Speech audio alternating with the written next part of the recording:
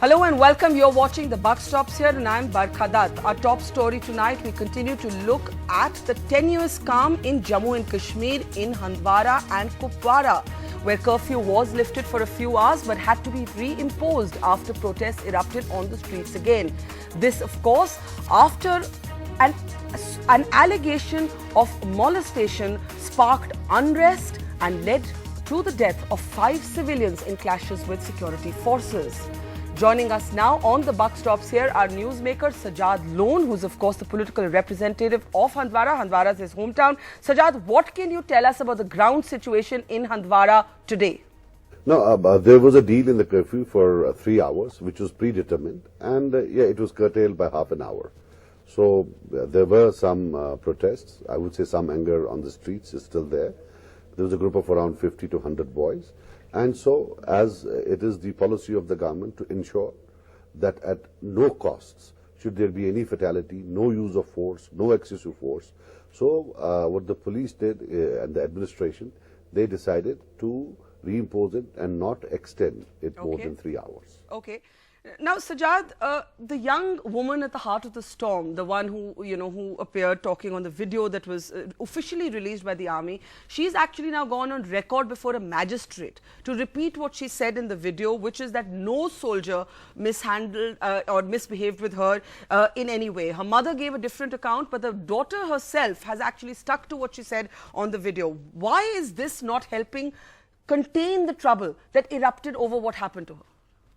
Well, look, as happens in everything in Kashmir, it started off there, but I think it has left that incident behind and gone a bit further.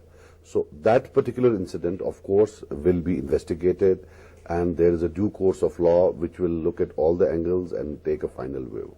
As far as the situation in Handwara goes, what happened is that very unfortunately there were some fatalities, which of course was bound to have some anger, and we're seeing that anger on the streets at the moment.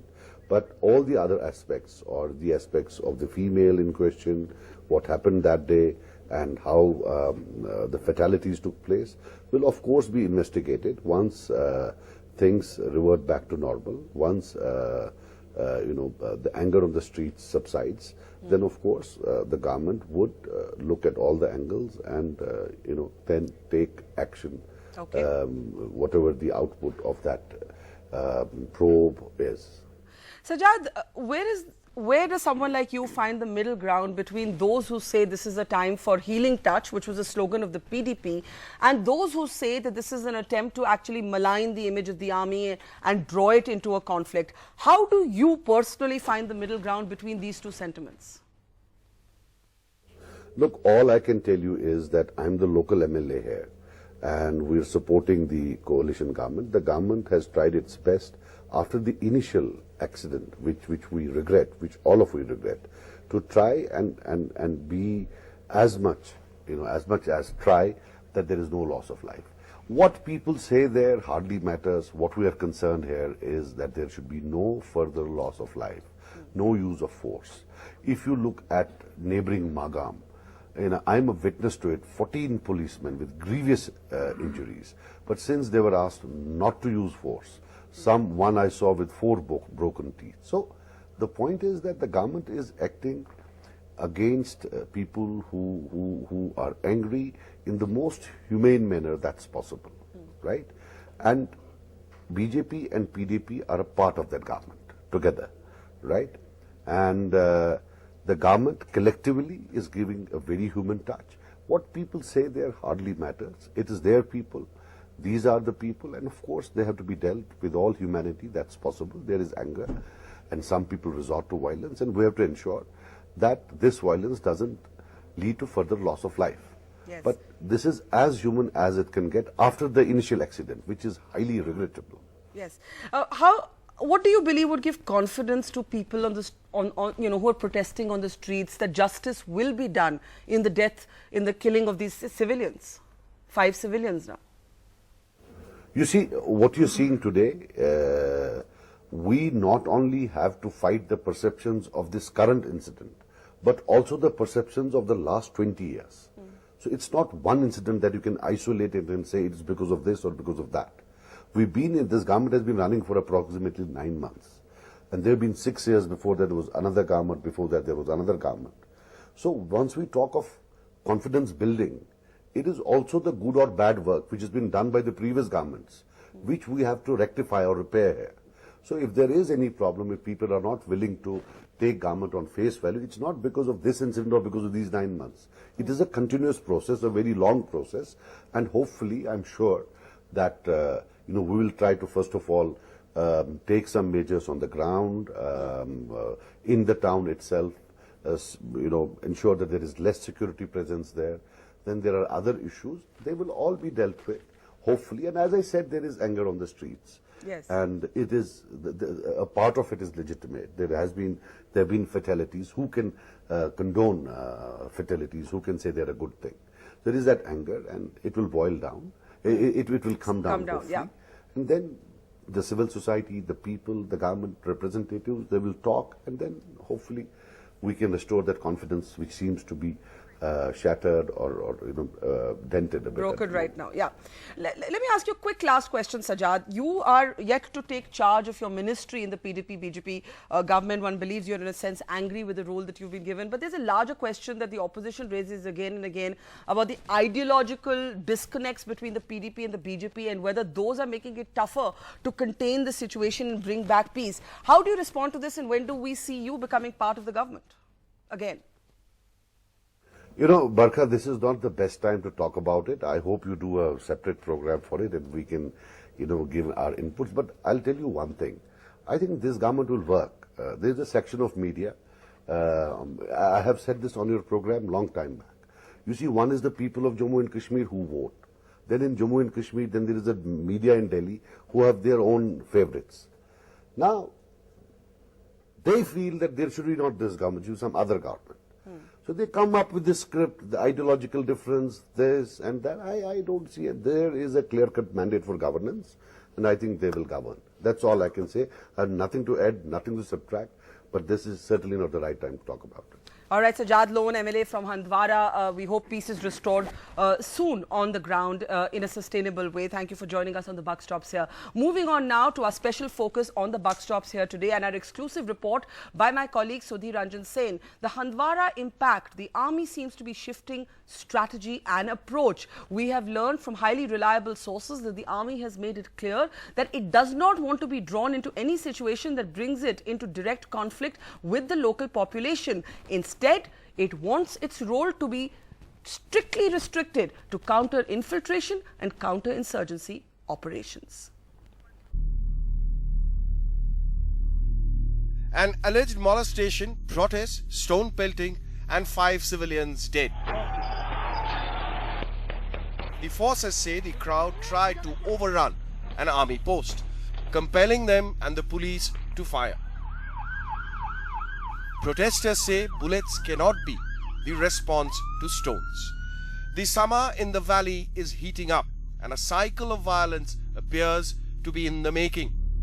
Like in 2010, when over 100 young men died in violent clashes with security forces.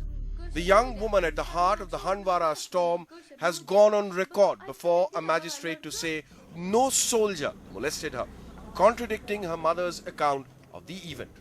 But the army is taking no chances. Angry at being drawn into conflicts with the locals, sources say the army has made it clear its role should be restricted to counter-infiltration and counter-terrorism operations only. And just last week, it refused a request from the state to assist the police in maintaining law and order. The message from the army: don't confuse us with the local police. In the sensitive area of North Kashmir, the army cannot take anything for granted. Till March this year, as many as 26 terrorists have been killed in Handwara and Kupwara alone.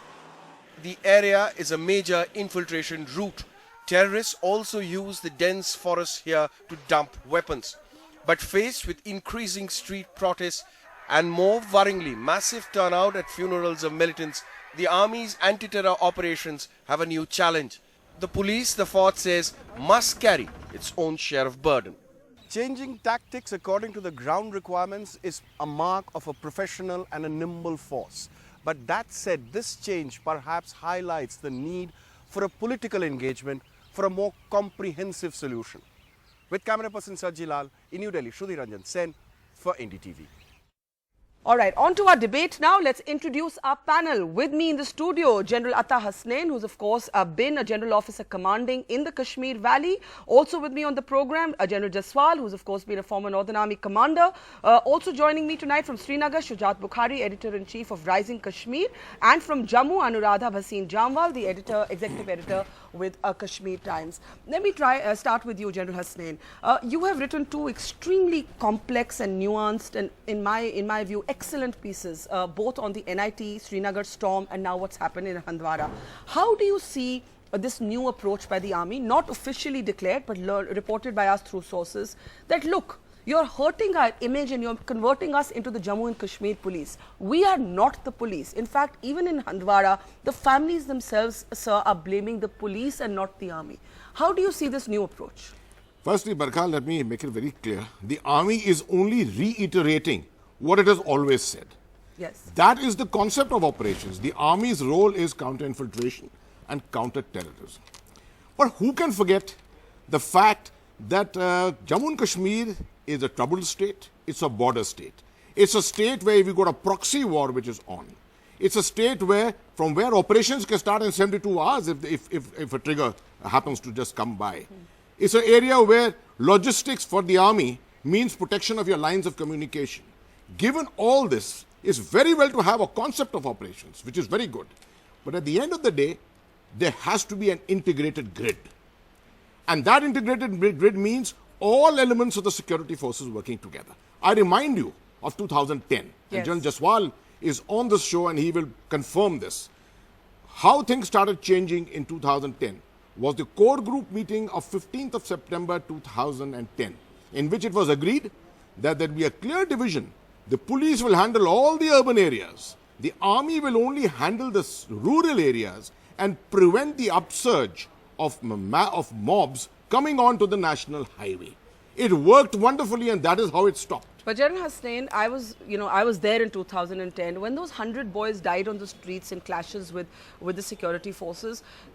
The police and the paramilitary actually was responsible for that firing and not the army. Yet it was the army that walked away with the bad name because the army has become almost symbolic. How does the, symbolic of the anger that is felt by the local population, how does the army contend with that? Absolutely. I mean, this is an outstanding point which you brought out. The fact remains, the combat uniform is all common, it appears. And no one in Delhi, especially in the Ministry of Home Affairs, ever seems to be concerned about this aspect, that introducing police means introducing the khaki and not the combat uniform. Exactly. I've spoken about this many times on your program before. The other thing is, I would blame the army to an extent. I would blame the Ministry of Defense to an extent for the poorest perception management system anywhere adopted in a CI environment. Sadbhavna is not sufficient. Sadbhavna is only a one step. Actually, this is a whole concept of psychological operations which has to be conducted. I don't like using that word. That's why we use the word perception management. Look at Pakistan on the other side. Outstanding from 1949, their ISPR, which got together, has been doing this act, conducting its operations against us. Whatever happened in 2010, if we had a perception management system, if it was a professionally managed system from Delhi and from Srinagar and from Udhampur, perhaps you would have found that this perception would never have come that it was the army involved in the killing of the 117 boys, to be precise, and it was not the army involved in it at all. And even in this situation, before I go to General Jaswal, let me just get Shujat. Even in this situation, Shujat, the families that my colleague Nazir interviewed in Handwara, they actually are blaming the police. They're actually blaming the police and not the army. Yet the debate is back around the army. Is the army now being conflated with all the other security forces in the valley? Why has it all got so mixed up? See, Barkha, I think we need to understand the situation in a particular context. There is no denying the fact that the first, the casualty in Handwara, the two boys and the woman, we are told that they became the victim of the army firing, because army has also confided to some people that 10 of their people were caught up in the bunker, so there was no other option but to fire. But you know, So, the I cricketers, think, the young I cricketer's mean, mother, while- the young cricketer's mother actually blamed the police and not the army, Sajjad, on camera to us. No, I think that, I mean, I don't know, because it's a matter of investigation Yes. for the government to see that who killed whom, Yes. whether his mother was with the cricketer or not. Here the point is not to say that police did not do this thing and army did not do this thing. Yes. But I think that the larger question here is that why there could be such kind of an confrontation on the ground. I mean, if according to, I mean, General Hassan is there, he was always talking about Awam's army and Awam. I mean, if it is Awam and army, if it is army of Awam, then why even, for example, for the sake of argument, if we say that if we go by the video recording of the army and if we would say that there was not even an allegation. So even on an allegation that according to army has not been proved, there would be so much of confrontation and people would come out and they would actually get out. They would get out the bunker. I mean that tells us a lot about the distances the people have with the forces. General, a quick response and General I Jaswal. would not agree entirely with Sajjad on this. The distance is not too much between the people, let me tell you. Many times it happens, these are all contrived triggers. Let me just recall, if you give me a minute, Barka, why is this all happening in Handwara? Let me just give you a It's perception. North Kashmir, it's an infiltration North Kashmir, route. which was quiet for all this time. South Kashmir was active. The separatists are very clear that the game was being taken away from them because South Kashmir, the youth, was not under their control. It was not under the control of the United Jihad Council in Muzaffarabad either. Something had to be done to get this back, this situation. Handwara was the trigger. Barka, I don't... Sajjad, may I just finish? This was the trigger. The trigger was primarily timed at a time when the new government was coming in. Under governor's rule, all this would not have worked. Now, there's a perception issue in this. The separatists are masters at this.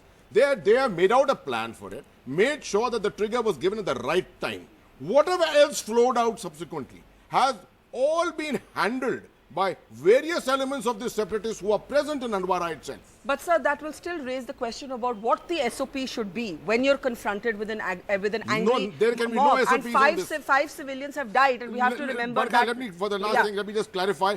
In these situations, SOPs don't work. Okay. Right? Okay. These are situations which come up and you respond to them. Okay, General Jaswal, Sajjad, I'll let you respond in a moment from now. Just quick comments from General Okay. Jaswal and Anuradha as well. General Jaswal, in some ways, when the army tries to shift tack and once again reiterate that please use us only for counter-insurgency and counter-infiltration and not for law and order, people will bring back the AFSPA debate. It is an inevitable dimension to this debate. They will say if the army only wants to do infiltration and counter-terrorism, why do you need AFSPA? So this is a question that the army is being asked again and again. In the light of this new strategy, you may have to confront that question again.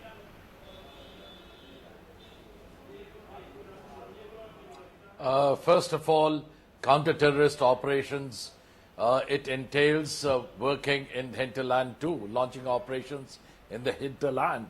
For counter-terrorist operations, you have to provide idle troop ground density in the hinterland. AFSPA is a particular tool which is given to the army. Army means I imply the security forces to enable them. It's an enabler to be able to launch operations over there. Yes. And certain amount of immunity is provided to the forces which are acting in good faith. It's got nothing to do with the role per se. AFSPA is a different tool and it is required over there. Okay. So I don't know where the doubt is. I don't think there's any doubt about it. AFSPA will, there's no question of a debate on it. And let me tell you, I always answer this debate about AFSPA in one line. AFSPA came into J&K because of the proxy intent of Pakistan. Has the intent of Pakistan changed? No. So where is the question of removing the AFSPA? Let me just take this to Anuradha. Anuradha, what is playing out in Handwara? Mercifully, we are seeing some sort of calm now, but it's very tenuous. Today, curfew had to be, reimposed after a few hours break. What is actually happening here? Why are we seeing this kind of familiar, to me familiar, because I've seen it so often, summer of discontent on the ground? It is, Barkha, as you say, it is a familiar terrain. there is human rights violations history in Kashmir, which is also playing in the background. But right now there are two major questions that we need to look at. One is the killing of 3 people in Handwara on April 12th, and followed by 2 other killings in Kupwara in subsequent protests. Yes. The second question is of the girl. Yes. Who made did not make those allegations of sexual abuse. So there is an allegation of sexual abuse, and we are hearing different versions of this story. There is the mother's statement, there is the girl's statement in police custody, and the girl is about 16 years old. Nobody is talking about how a young girl, 16-year-old, has been picked up, kept in police custody, her video has been shot, and it has been circulated against all ethics and all laws related to sexual violence. And you know, even when she was produced before the CJM's court, 2 days back, she was not given access to any lawyer. She was not accompanied by any family members. She's just 16 years old. Isn't her father with her? From my information is her father. It's very easy. Anuradha, because her father. My information is that when she went to the CJM's, yes, the father was there in custody, in police custody with her. When she made the statement to the CJM, I hear that there was nobody accompanying her. And even if the father was there, she has no access to lawyer. And it is, it can be, you know, it's already well known how even an adult person can be coaxed and intimidated into making certain confessions. She's only 16-year-old, and we are not even looking at that. The other question, as General Hasnain just pointed out, he spoke about the whole instigation, why this is being instigated. Why is it that when it comes to Kashmir, any incident, there is a complete denial that there could be a spontaneity to that incident? You know, whether the allegations of sexual abuse are right or wrong, but whether the anger. But just to interrupt, you know, there could be spontaneity to protest, but there's also a certain power of rumor. There's a certain power of rumor in the Kashmir Valley, and there are historical perceptual problems that Sajjad has referred to. Has to be. So that combination can sometimes prove to be lethal. Look, you cannot deny. You cannot deny rumors on either side. Yes. You cannot deny a certain kind of design on either side. Definitely not. But there has to be a fair investigation. No, so you I think can't rely on one statement and jump to conclusion, no, army is involved, here police is involved. I think the responsibility lies squarely on both till they are proved innocent. Let me just get Sajjad briefly in, because he was wanting to make a point, and then General Hasnain, you can respond to both of them. Sajjad, the fact is, the army makes the argument that, look, we had to officially release the video. You know, when we asked them that, since you didn't film this video and the police filmed it, why did you release it? They make the point that we were being maligned. We were being accused of one of our soldiers having misbehaved with this girl, when she is saying on the video that no such thing happened. She's repeated that before the magistrate. This is how they explained releasing the video. But, you know, how do you see what the two generals have said so far? What would you say to General Hasnain? Barkha, I have to make 3 points actually. One is that I'll come to the video later, but I would like to respond to General Hasnain's point when he says that the separatists were planning it and they are instigating and all. We have heard this in 2010 also, and you have reported Kashmir in 2010 when P. Chidambaram said in the parliament that Lashkar-e-Toiba was behind the stone pelting. So I think, I mean, when General Hasnain says this, then that leads to the question that are separatists more powerful than all the forces who are on the ground here. So they hold the sway in that sense that they have that much of power that they can push people to this kind of a situation, whether there was a rumor or not. That's one. Another is that what has been done in past 6-7 years, even if you had gained some ground on the as far as politics is concerned, that ground has been lost, because Handwara is the place which had seen more than 75% huge voting turnout, in and its 2014 MLA elections. And also, huge. And also, yeah, Sajjad, huge, just to underline the huge fact, turnout. and just to underline the fact that its MLA Sajjad was a separatist who's become a mainstream politician in a BJP PDP Exactly, government. yes. So these are interesting ironies. Why? Let me get General Hasnain Yeah, to these respond are to you. interesting ironies, and so. Let me get General Hasnain to respond to you. I have to make 2 more points. Can I come back to you? Can I come back to you? Let him just respond to you and I'll come back to you. General Hasnain, respond to what you've heard so far. Sajjad Saab, you will get your time on this, and your 2 other points we will definitely listen to. But let me respond to both Anuradha and to Sajjad.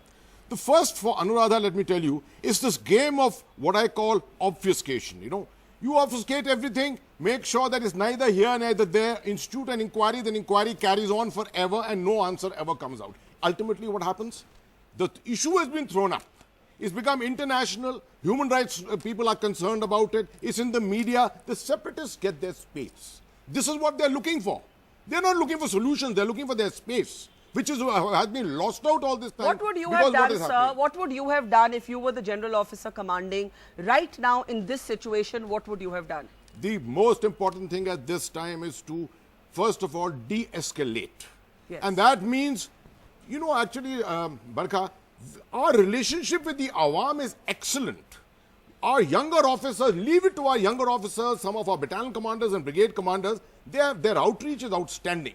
They can go out and do all this on their own. Let's not try and take Why has this full AFSPA high. become such a trigger point for Kashmir? I will answer that separately. Okay. But let me go back to Sajjad Saab on this whole issue of the separatists. Are they stronger than the security forces? Sajjad Saab, actually the separatists are very strong. The fact remains they may not have military strength with them, but they have all the capability. I am aware, and I'm sure you are aware, that actually the perception management machinery of the separatists is far, far outstanding, much more than what the army can ever put up. The intelligence, they know exactly where what is happening. You are forgetting about the Rahman Hussain case of 2004. Actually, they targeted Rahman Hussain at that particular time. They are always looking for it, and they send their people there to make sure that the moment a trigger is given, immediately it is exploited, the body is brought on the road, the convoys are stopped, and it spreads to Sopore, Baramulla, other places. Who are these stone throwers? You also know it. These stone throwers are all drug addicts. But he was involved. 300 rupees per drug addict. You are also aware of the fact that most of these stone throwers are hawkers. So, but are you discounting popular anger on the streets? Are you discounting popular anger on the streets? Barkha, I think this is very momentary. This is very situational. You will have to. You see, there's a requirement to go out and meet the people. Yes. There's a requirement to send out salutary messages to people. This is not the time to bring in new triggers. Okay, that is very important. Let me get last comments. Let me start with you, Anuradha. You know, Sajjad Lone speaking to me said, he used a phrase. He said, we are being as humane as is possible. And he spoke about how, of course, he said there can be no condoning what happened to the 5 civilians, and a probe must punish those who were responsible. But he said after that, the protests, according to him, have left 14 police officers with injuries and 1 with 4 broken teeth. You know, you must have heard Sajjad saying that. So how do you respond to that, Anuradha? And totally underlining that, you know, the 5 civilians and who was responsible for that have to be punished, but what's happened since?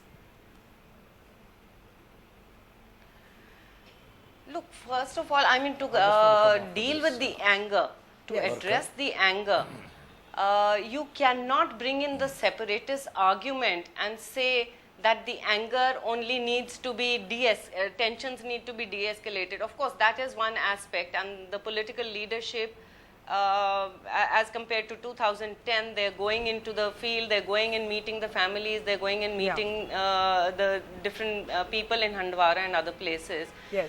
So that may look after that to some extent. Okay. But then the anger is very deep rooted and it has a history. Human rights violations in Kashmir, take any case and it has been, the investigation has been a complete eyewash.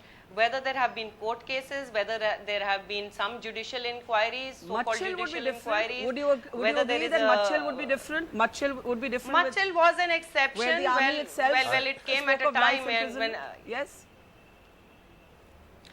That was a different, and maybe one also needs to look into why it came at a time when it did. You know, the elections were just coming. Yeah. And Mr. Modi was looking at Kashmir, So I think there was that was one exception. Okay, I'm on But limited that time. was not the rule. Sorry, I'm on limited time. General Jaswal, then Shujat, then last word to General Hasnain. General Jaswal, go ahead. General Jaswal. Anuradha, first your accusation that the inquiries are not fair enough. I think you're totally wrong in that. Let me assure you, all the inquiries No, have been I'm done not. by the have army these unnecessarily. cases are Okay, That let has him been speak criticized. now. Anuradha, you made your We're point. going Let to him cases detail- are just a second. documented. Let him speak, Anuradha. Let him speak. Let him me- speak. Huh. Go ahead, General Jaswal. Even the allegations which are there, they are also documented. 1,500 cases which are there of human right violation. And how many have been proved right? They are also documented. My point is, please understand this. I'm making a very responsible statement. General Atta Hasnain is also there. There's a case of Major Rahman. I think it happened during General Atta Hasnain's time only. Within 6 months, he was cashiered. He was thrown out. That's the kind of inquiry we do. And there may be certain flaws in the inquiry, but not with intention. Now, this particular thing, what General Hasnain has said, is excellent. The rapport, especially in North Kashmir, in Handwara, Kupwara, etc., between the army and the civilians is extremely good. I know of one Colonel Bhagat of my regiment when I was there in Udaipur. Yeah. He used to play everyday cricket with these boys over there. They were most friendly with him. So why? And that is the kind of relationship which exists out there. These Sajjad- triggers which are there, Yes, sir. there is always a module of the separatists in every district. Okay. And they get an opportunity and they spiral I- the thing out of control in no time. Let me get Shujat in Not- on that briefly. Shujat, sorry, very limited time. So 30 Talking seconds to you and about, last word to General Hasnain. No, I have to, Barkha, Yeah. Barkha, you have to give me some time because I have to respond to at least 2-3 points. One go is ahead, that quickly, I'm on I very don't little agree time. with, Shujat, go ahead. I don't agree with this statement that all the anger that's prevailing in Kashmir is always manufactured. I mean, that is not the case. I mean, there is genuine anger, there is political alienation on the ground that you have to accept, and you have to accept that in spite of having so many security forces on the ground for 26 years, you have a situation like Handwara and Kupwara. That's number one. Number two, I think the Armed Forces Special Powers Act is a black law. It needs to be withdrawn, and this Handwara is also because of our Armed Forces Special Powers Act, because you give impunity to them. They know that nobody is going to touch us, like in the Pathribal case. You're just playing with one Major Rahman case and say that rest is all hunky-dory. That is not the case. Okay. You can't play up one case against 100 cases. Number three, about the video of the girl. I think there is the third narrative now today. One narrative was that the video was released by the army. They said that there was no allegation.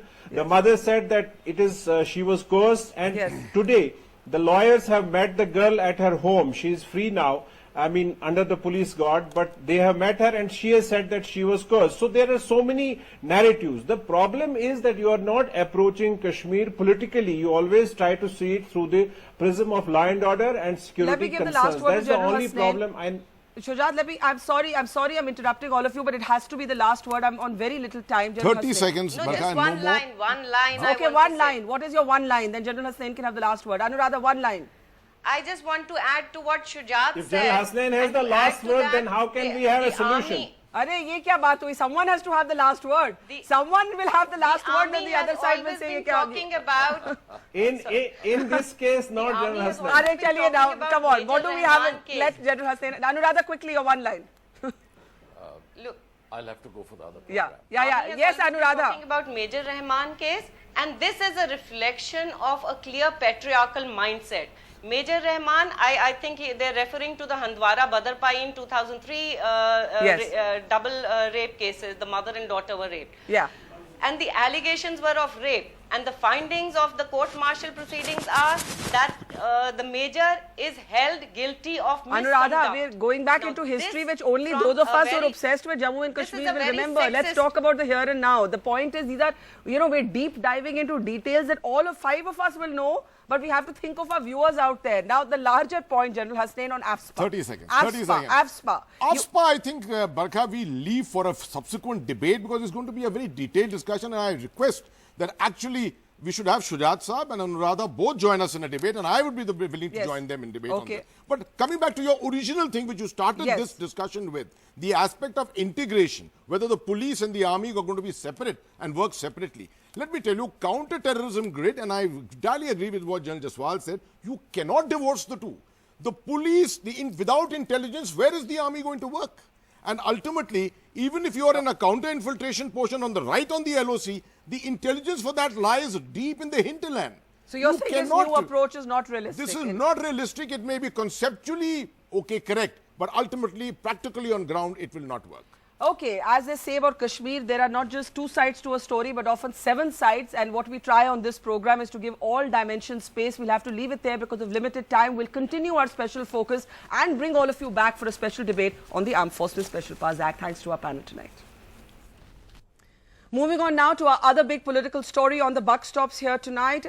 A selfie taken by Water Conservation Minister in Maharashtra, Pankaja Munde, has grabbed the headlines for all the wrong reasons, because this selfie was taken in drought-affected Latur. It was, of course, shared on Twitter along with a host of other pictures where Pankaja had gone to actually see the progress of work in drought relief. However, the opposition has called her insensitive. Pankaja has defended herself, saying she was really happy to see water in a trench and that's why she clicked a picture. Was Pankaja Munde guilty of insensitivity, or is this much ado about nothing? Joining us on the program, Shaina NC of the BJP, Praniti Shinde of the Congress, and of course senior journalist and editor Kumar Ketkar. Shaina NC, the fact of the matter is, in politics, perception and imaging is everything. Yes. And while Pankaja may have thought this was harmless, and while it may genuinely have been because she was happy to see water, do you believe on reflection that this was inappropriate? Barkha, Pankaja is the Rural Development Minister. Jalyuk Shivar has been a monumental project where 1,20,000 constructions have already taken place. Forget me or general public, you have the Jal Purush of this country, Rajendra Singh, saying how it is a game changer. Now, Pankaja had not visited Latur, Beed, Usmanabad, Parbhani, Nanded for the first time. This is her 4th visit there. And when naturally she saw water in the trench, she took a photograph, feeling a sense of happiness that this is a movement where government and people have participated, and this is the outcome of a conclusive, good project in the interest of drought-prone areas. She has also in her ministry requested people in individual talukas in Maharashtra to post pictures of Jalyuk Shivar and to show how it has been successful and what has been done by the government, so that we can only improvise. Now, I think making such a big hue and cry out of a photograph that a minister of the concerned district has taken in 45 degrees Celsius to show that this is something that we have accomplished and will only work at a much faster speed if people participate. I really don't get where this controversy is coming from.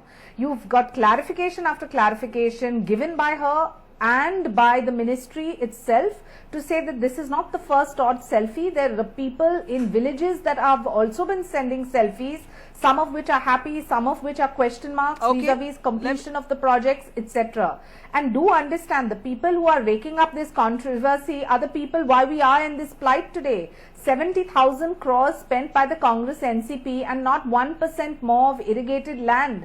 What does that suggest? Is that not a loot? And if 7 out of 11 dams in Marathwada don't have a drop of water, what does that suggest? Praniti, I think that's a very fair question, that given that the irrigation scam it was the product of the Congress NCP government, really is one selfie by Pankaja Munde the biggest issue that the opposition can find?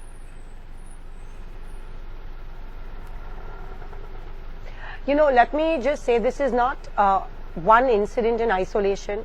It's been over a period of time. The BJP government has been very insensitive about the way they have dealt with grave and serious situations like the drought or the farmer suicides. It is not just Pankaja Munde. Today, even Uma Bharti ji went on record saying drought is a calamity which cannot be planned for. In fact, drought is one of the few calamities which can be planned for. There is a rule book 2009, which needed to be followed, anticipating this drought, which was, which is the worst ever in the last 2 years.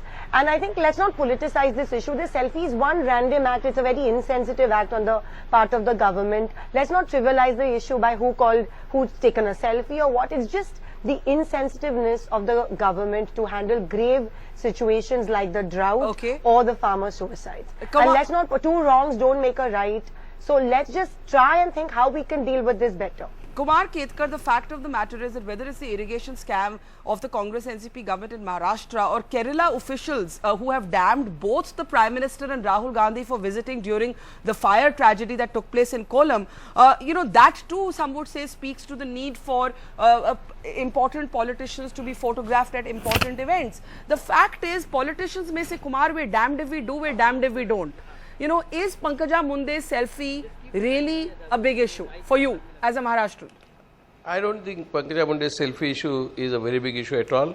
It is just the epidemic of this Philistine social media that has actually raised this ruckus. I personally feel that I don't think insensitivity and all that 70,000 crore rupees scam and everything can be linked with this issue of selfie that Pankaja has taken. It is absolutely possible that Pankaja took that selfie quite innocently in the sense that she wanted to show that there is such a crisis and how they are helping. But that is not the issue at all. The question is the drought situation in Maharashtra is so serious and whether the government is as serious as the situation is. And on that front, selfie is not the issue at all. I think opposition seems to be finding no other subject and that's why they seem to be raising ruckus. But I think Pranati put it properly. It's not a question of selfie. It is a question of overall approach and overall insensitivity to the issue, and that is perhaps because the BJP is not rooted in agriculture and in rural Maharashtra, and therefore they do not. Pankaja is actually rooted in Marathwada, and Marathwada is rural Maharashtra. So I don't think Pankaja will be so foolish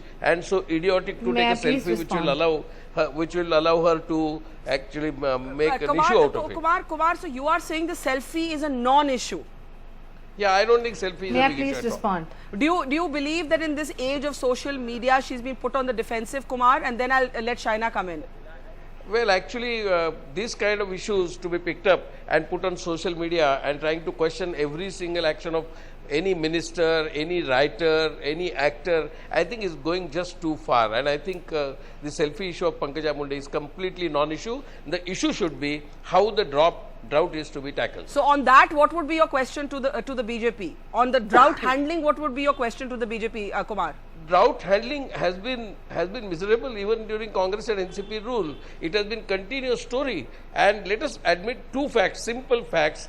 You cannot have 100% irrigation in Maharashtra, corruption or no corruption.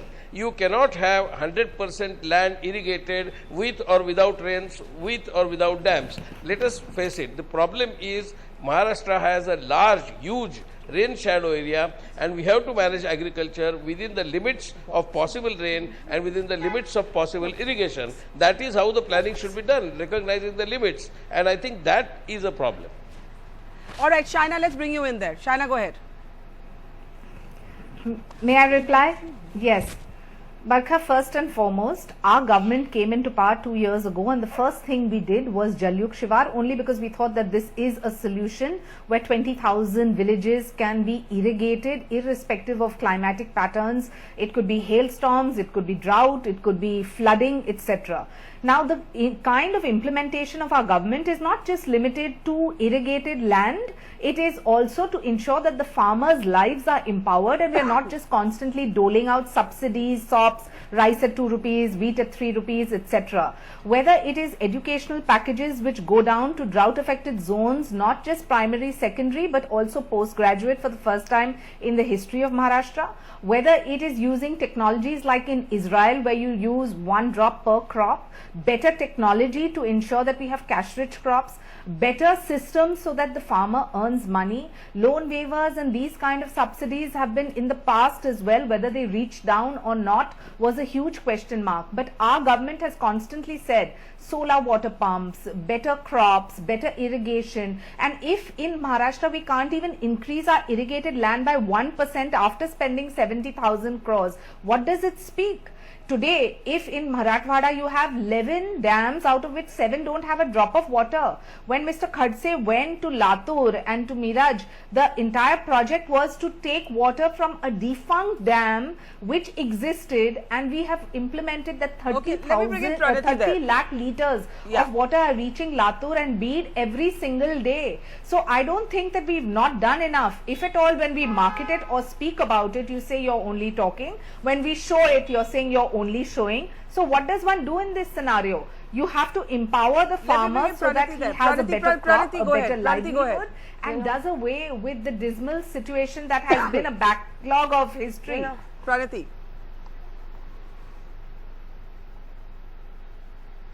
You know, I just feel that, yeah, of course, the selfie is very inconsequential in comparison to the entire drought situation, which is so grave. But the BJP government refuses to go beyond this selfie, WhatsApp, Facebook and Twitter culture. The ground reality, they are very disconnected from the ground reality, and the ground reality is far from all these selfies and Twitter and Facebook. They should go beyond this. And you know, Shaina NC mentioned Mr. Khadse going to Marathwada, but 10,000 liters of water was wasted on his helipad, for his temporary helipad which was made, and they're insensitive to that. Like, for example, vis-a-vis 30 lakh liters which was given every single day. Nobody is listening to them. So the government is extremely insensitive, refusing to listen to the common man and the problems of the common man. This is the problem with the BJP. Why wasn't the manual implemented? She goes on, they go on about the Jaluk Shivar, which is in effect, a Congress scheme, which again, the name was changed and implemented. Why didn't they implement the manual? So you should have implemented it. You all did. We did. Then the drought situation could have been handled better. Sending trains and tankers is a last resort. Ground resources of water had to be tapped. Why didn't the BJP do that well? Why wasn't this manual implemented? Why wasn't the district administration told to implement this manual? Why were they insensitive about it? Shaina, the fact that thousands of liters of water are being used to wash the helipad of a visiting minister. This seems hugely problematic. Barkha, please let me clarify that as well. Eknath Khadse is a mass leader, somebody who everyone in Maharashtra respects. Despite his health condition, he went to Latur, met with the tehsildars, the collectors, announced and implemented a mammoth project of 30 lakh liters every single day. The people of Latur said that you have wiped away our tears. The local MLAs who belong to the Congress also said the same and applauded Mr. Khadse. And all we're going on about is what water was consumed for the chopper to be flown off and on, when it wasn't even the figure that we're talking about. So I think somewhere we've lost the plot. We're focusing on the non-issues. The issue is that if in Latur you're getting 35 lakh liters of water by sheer implementation and political will, where in 15 days it has been executed through a defunct dam which is 10 kilometers away. Nobody had the political will to talk about all of that. Nobody has any solutions other than pointing fingers. So my appeal is, in this great state of ours in Maharashtra, if we positively work, proactively work, whether it's what Pankaja showed today in a selfie as a moment to say there is water in a trench, and if the rain does fall, we will be in a position to conserve and have rainwater harvesting and conservation of water at every single segment. That is what the moral of this story is. All right, Kumar Ketkar, you get the last word. Well, the last word is very simple. Actually, Prime Minister Narendra Modi started the selfie culture even before he became Prime Minister. Now the nemesis has struck. Now Pankaja's selfie has become a talking point. So I think it is a question of relating to the world through selfies and through tweets. They all started it with social media. They played up the social media to such hype that they thought they got elected because of the social media. Now they are getting the same thing back. So I think social media, if it is irresponsible now, it was also irresponsible then. It was Philistine now, and it has been always Philistine. I think they are just getting the same coin back. Now we'll have to have a separate debate on the social media at another time, Kumar. But strong words there. I'm sure Kumar Ketkar will be getting trolled tonight. But no matter, Kumar, some of us get trolled every day. Not a big deal. Shaina NC, Pranati Shinde, Kumar Ketkar, thank you so much for joining us on the Buck Stops here. All right, we're taking a quick break on the Buck Stops here. On the other side, a non-bailable warrant issued against Vijay Mallya.